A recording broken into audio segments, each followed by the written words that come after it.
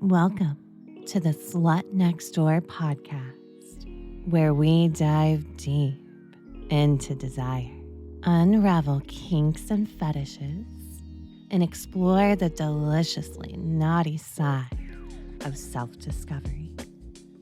I'm Beatrix Vale, an erotic audio creator, and your guide to all things kinky and curious. So let's begin. Welcome. I have a question for you. Have you ever felt the need to kneel, a longing to surrender, or to give up the exhausting need to be the alpha, and just simply melt into the aching truth that you're beta? You might have heard that word tossed around like an insult. Beta, lesser, weak. And while that can be true, a lot of times in my world, it's not really an insult. It's a kink. It's a fantasy.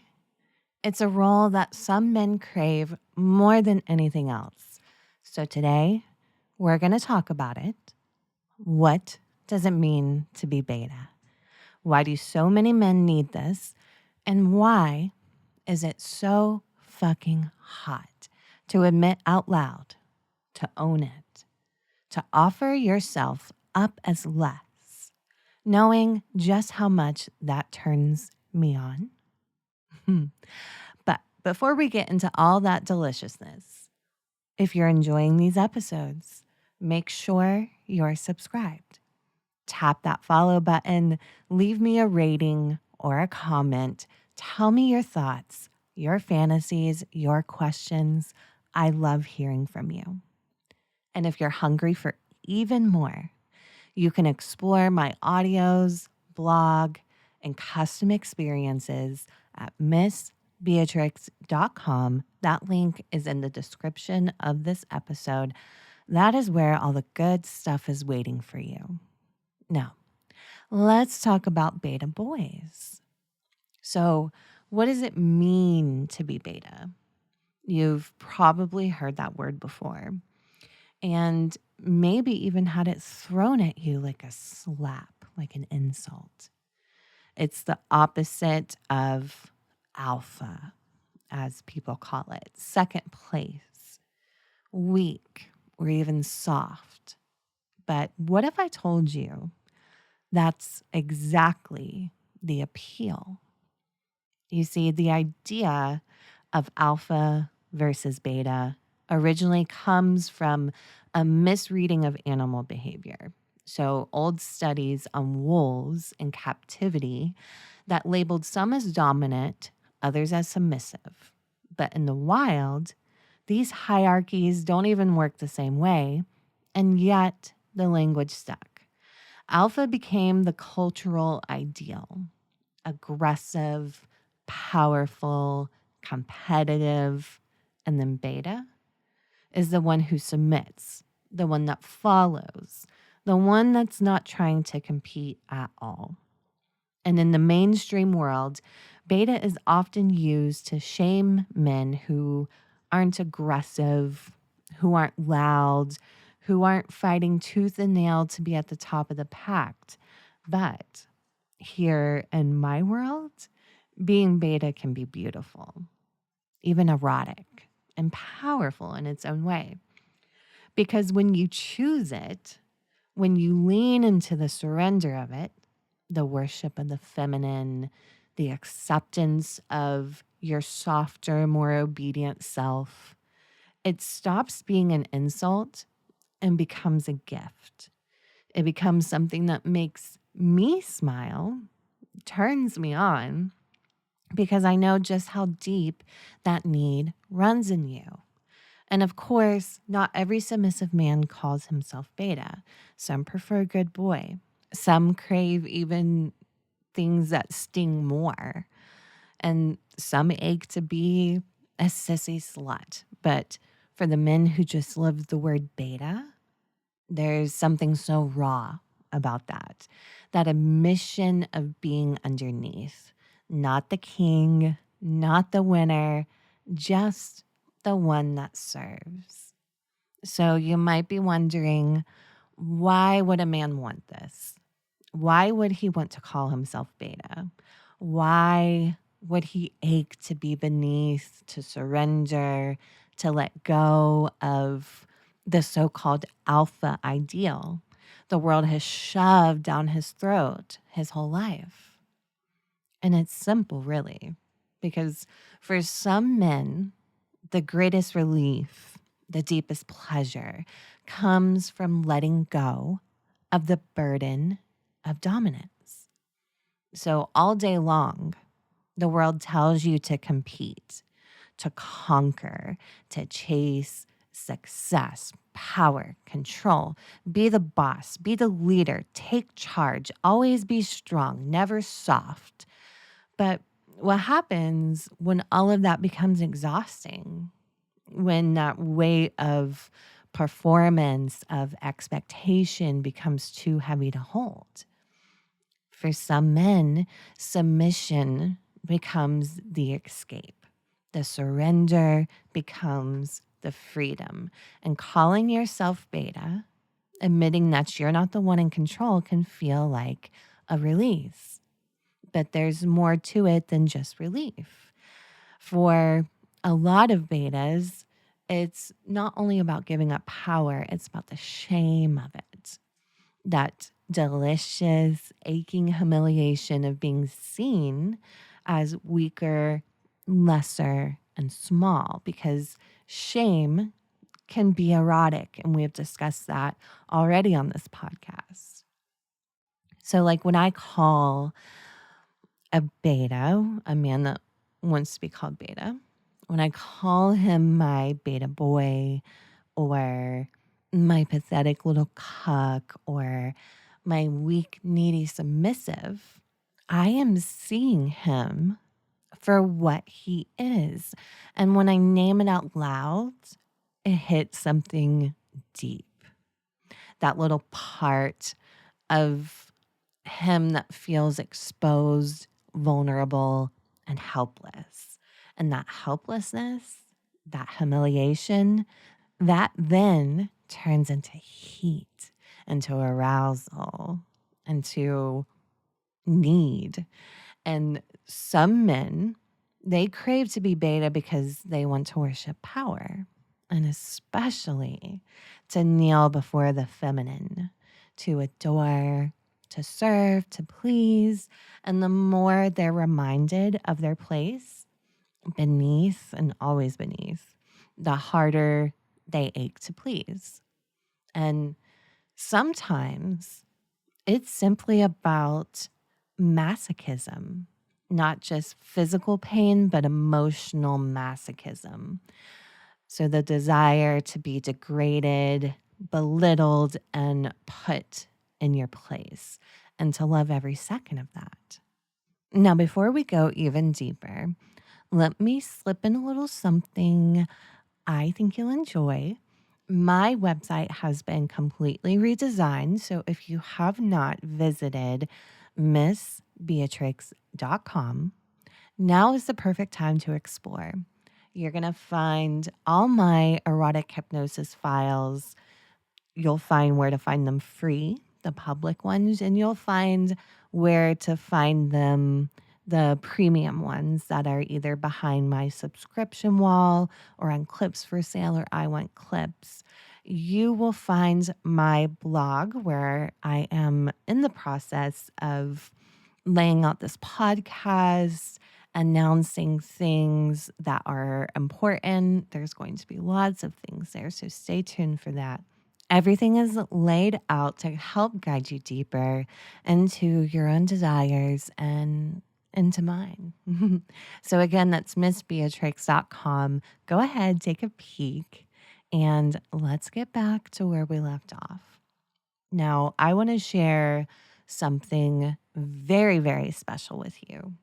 When I was planning this episode, I actually reached out to my fans, my aching little beta listeners, and I asked them to answer a couple questions.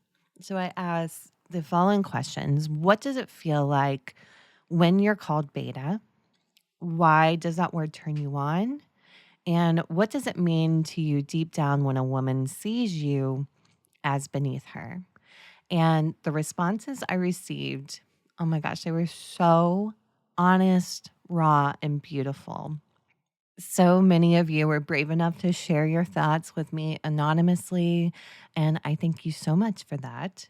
You trusted me with your confessions, and that kind of vulnerability deserves to be honored. So, now I'm going to read a few of the responses I received within each question.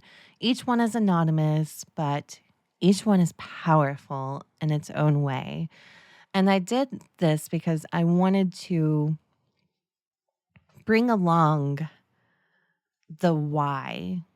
Why are men into this? Because I want to believe that beta humiliation and just the simple word beta is probably confusing for some. Like, why are people so into this? Well, who better to tell you but the betas themselves? So let's start with the first question. Why does being called beta turn you on? And here is what one gentleman said. He said, it's a turn on because it categorizes me as lesser than, not in the same species, below, or unworthy. Not sure if it's an answer to your question, but I think I sexualized the failure and that made it into something desirable. Physically, there is like a blush, but instead of turning it into a shameful experience, it's now a sensual one. So I love this response because the key sentence there is I sexualize the failure. And that is such a core of erotic humiliation is taking ownership of something that you particularly feel less than about, or you have some lack of performance in certain areas. I mean, and you turn that into something that arouses you and that excites you. And I think that's so great. Um, I have told this story before I even put on my femdom shoes, before I truly became a woman. And I feel like I became a woman when I really owned my sexuality.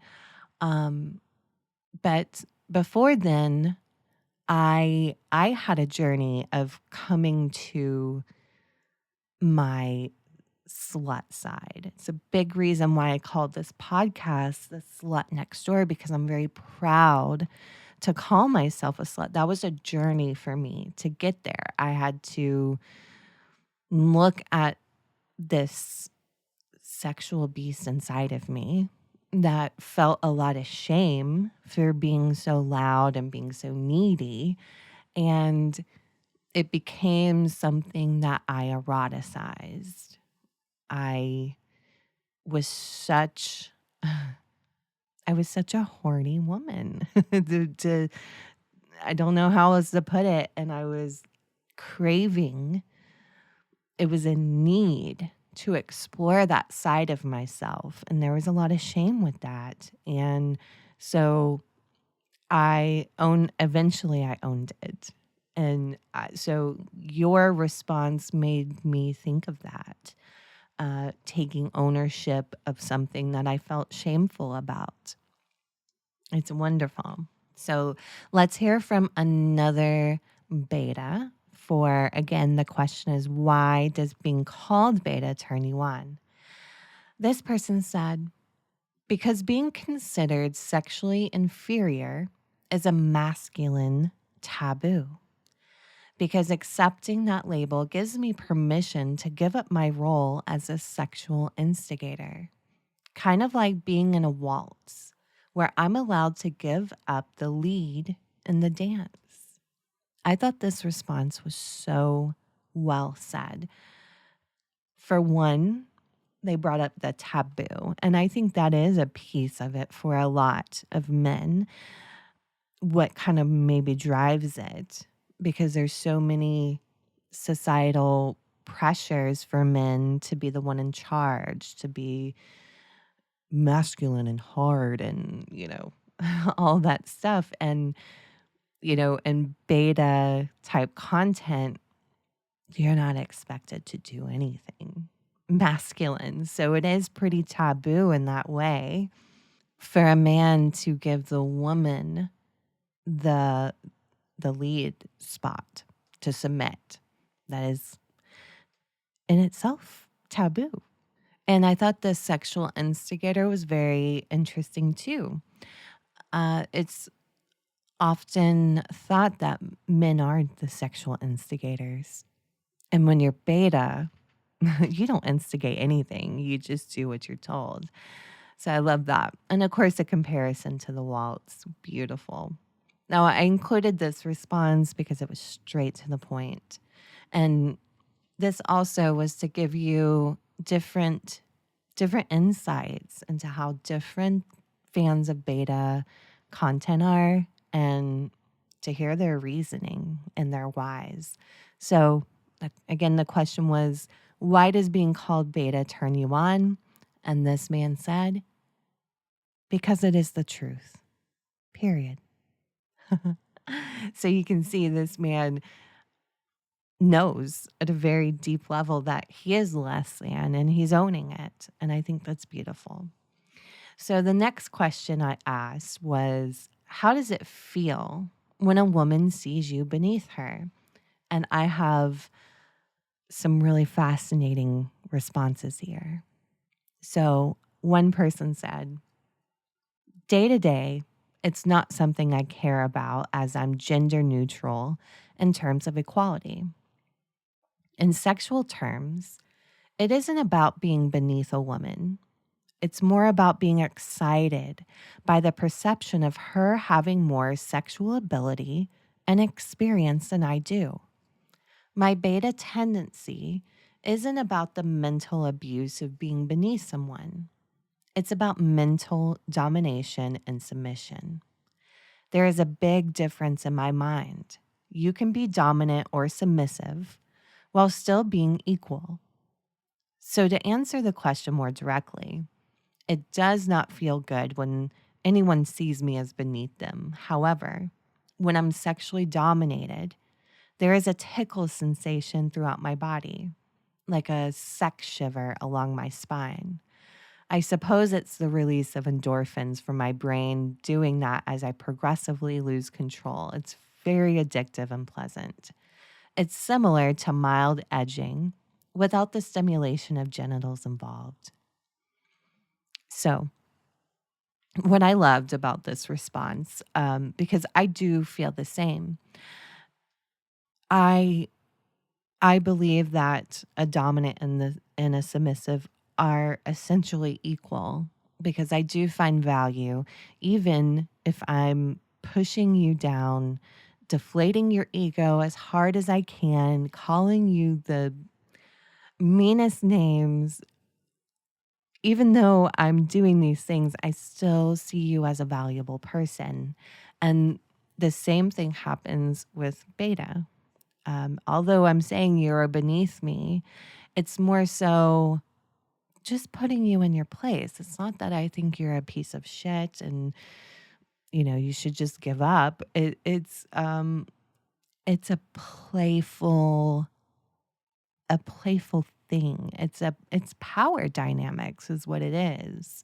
So I really enjoyed that part of this response, and really brings in the realism that can happen with this kink, because there's a lot of porn.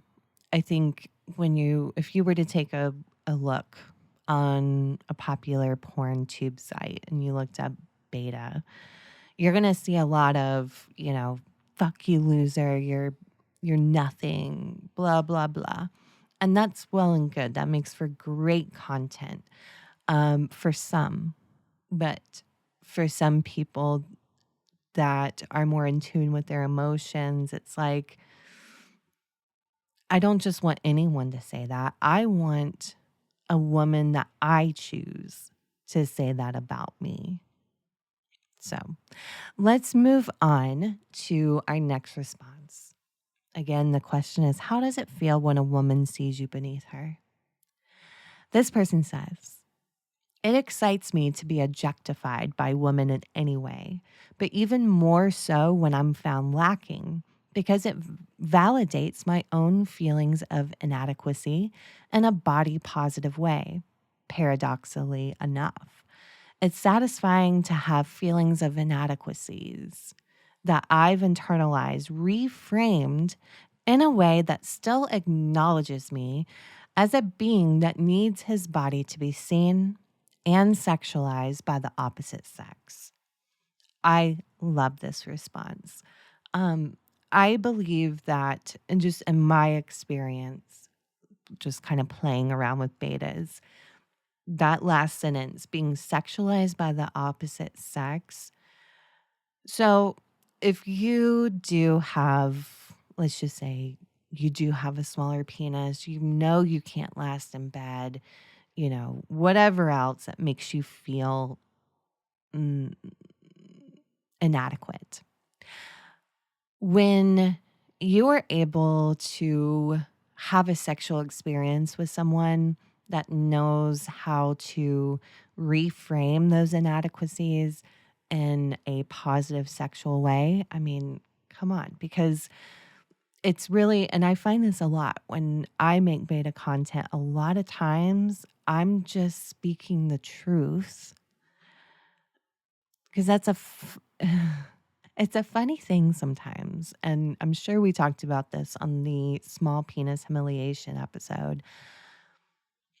I feel for you guys if you don't have a large penis. I can't imagine how it feels to reveal that thing for the first time to a woman and then there be this sense of, oh, or if you finish too early and it's like, it's all awkward, that's a lot of pressure. And so, there's a lot of times when I make beta content, I'm just speaking like honestly, like, yes, you'll never be big enough to satisfy a woman, but that doesn't make you useless. That just makes you a beta, whatever it is. Um, so yeah, I think that's so beautiful, and I feel like he really captured for me what my beta content is about. Love that response. Let's go to the next response. How does it feel when a woman sees you beneath her? He says, it's only a turn on if it's meant to be a sensually arousing experience. I mean, if she would be my workplace boss and she thought my work was bad, then no. If it's a game and I see it arouses her to belittle me, then that is very arousing. Mm, consent. Consent is always key. I mean, I'm going to speak on this here in a moment in the next segment, but like, I don't want to call a man beta if I know it's not going to turn him on. So, love that response. Next response, how does it feel when a woman sees you beneath her? This man says, intoxicating. I truly believe women are superior to men. When a woman sees me as beneath her, it feels like a puzzle piece slipping into place. She gets it and I get it. In that moment of mutual understanding, the world finally makes sense. Sounds like a true beta. Love it. And if you didn't know, there's a lot of men that truly believe that women are superior to men. And I think there's people, like one of our other anonymous guys said, I believe in gender, neutral in terms of equality. And then I do know there are men that probably deep down inside think men are better than women. So none of those things are wrong or right. It's all about how you see it, how you frame it for yourself. Like, I have opinions about each of those outlooks, but, that doesn't matter. And I have what I believe, you have what you believe. So, anyway, next response. How does it feel when a woman sees you beneath her? This man says, oddly empowering. I know that I am not in control, and that's comforting. This is my happy place where I can relax and succumb to pleasure. That is a true submissive nature right there. And I love it. Um, that is, that's the core too, right there. Oddly empowering. I There was a time where I was submissive. I thought I was submissive, and I found empowerment in that as well. Being able, like, I felt proud of myself. It felt good. It felt right in that moment to submit. And I feel that. I feel that this is my happy place that he said. I feel that because that was my happy place at one point when I was much younger. Let's move on to the next question. I have 3 responses I pulled out. The question is, what does being beta mean to you personally? And one person said, it's only a part of me, but a significant part. If I'm really in a beta state, I can be ordered to do practically anything. When I hear a woman ordering her dog to sit, I do feel the urge to follow her orders, even if these orders weren't clearly not meant for me. Or when I hear a woman complaining about, doesn't matter what, her husband, a waiter, her physician, I feel the need to make it better for her. Failure in doing that is also being sexualized, and so on. I found so much beauty in this response. I love him bringing up hearing a woman ordering her dog to sit and he feels the urge to follow her orders. That's true submission as well. And I'm sure this man also believes that women are superior because I mean like, he's just I want to help her. I want to follow her orders. I want to do what she wants me to do, and that's beautiful. All right, next response. The question, what does being beta mean to you personally? This man says, my entire life, I've worked to help others, help to make them better. Being a beta is simply another way of saying, I am there to serve, support, assist, and please someone more powerful than myself.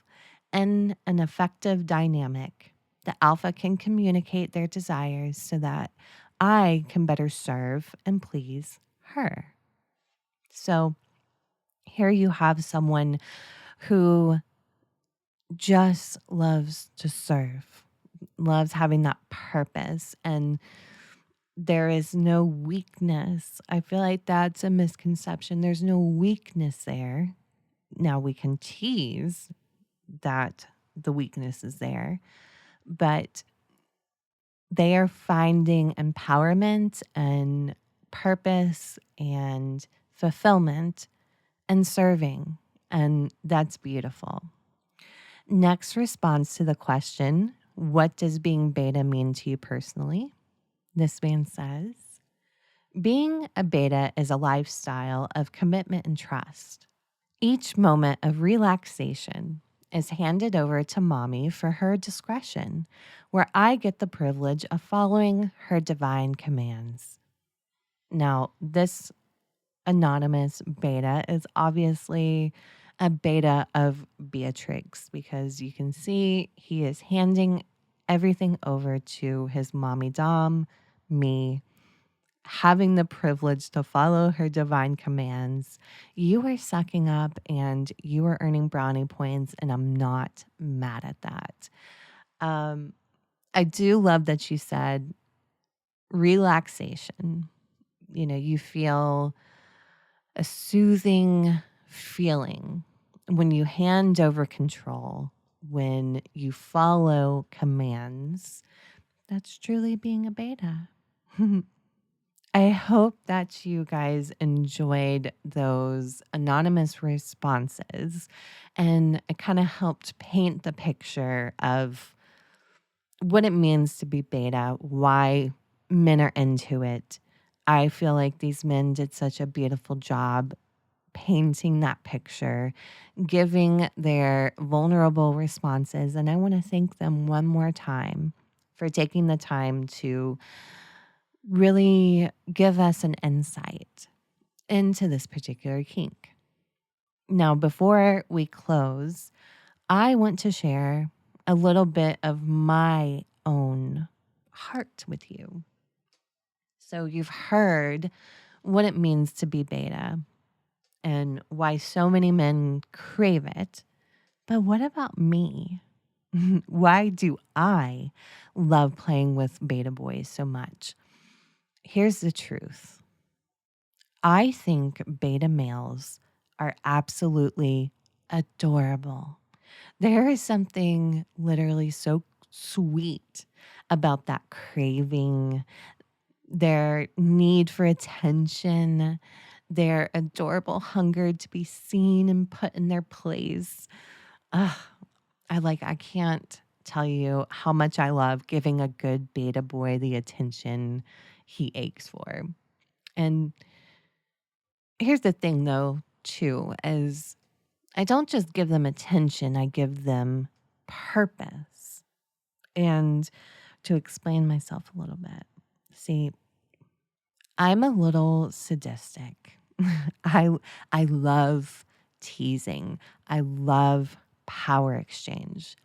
I love knowing that I could just say like a few words, or I could give a command or even laugh, and it can make a beta boy melt and then cause him to be so weak, submissive, and aching and desperate. There, it's that cause and effect. I get addicted to it. Pressing your buttons. So, pressing the buttons of a beta boy is so fun because I love seeing how they react. It's adorable and really hot. And there's a beautiful balance in the way that I play with betas because, yes, I love teasing them and reminding them where they belong, which can sometimes be harsh, but I also love nurturing them, like guiding them and shaping them because deep down, I know there is a purpose for a beta boy. And that purpose is to serve, submit, and adore, to worship power and to worship me. And I'm also a fan of cuckold. So it feels very natural for me to lead a beta man down a path of acceptance and to remind him that it's okay to be small, to be lesser, to find pleasure in submission and service and knowing its place. And there's this is the sadistic side of me. There's something so satisfying and so intoxicating about taking a man's ego and either gently or not so gently reshaping it, or even sometimes just stomping on it. But it makes me feel powerful to be the alpha woman, like to know that my words, my attention, my control have the power to unlock a side of a man, that sometimes he's never felt before. And, I'll say this too. I only want to tease, shape, humiliate if it's something someone wants. Like if you've given me your consent to play that way. Like when I meet someone new, like a new subscriber and loyal fans, I always ask like what kinks they're into. And if they don't really tell me, I'm going to ask questions. There's oftentimes I'm like, I'm sorry for all these questions. I just want to understand you because I don't want to do something that someone doesn't enjoy. That makes me feel gross. Like I don't want to give you something you don't want. I want to press your buttons. So, without consent, without their desire, it's no fun for me. Absolutely none. So it's always that mental or mutual hunger that makes it hot. Um, that dance, and someone mentioned that earlier, the waltz, the dance of control and surrender. That's where the magic really happens. So there you have it. Beta isn't just a label. It's a craving, a surrender, a truth that some of you feel deep in your bones. And it's not about weakness, it's about honesty, about dropping the mask, giving up the fight, and letting yourself be seen exactly as you are. So I want to thank you for being here with me, for listening, and letting me tease and guide you through this exploration. And I want to give one more special thank you to the brave boys who shared their words with me. And you made this conversation even more real. You made it even more beautiful. So if this episode stirred something inside of you, like you're aching for more, make sure that you are first subscribe to the podcast and check out my website. You should go find, if you enjoyed this episode, something that I've called my beta male training series. It's a crowd favorite amongst the beta fans. And it's been so popular that I actually redid the series because, well, the first time I did the series, I had a mic that wasn't as good as this mic. So when I re listened, I was like, ooh, gross. And so I've redone them, made them even better, even more teasing, if you will.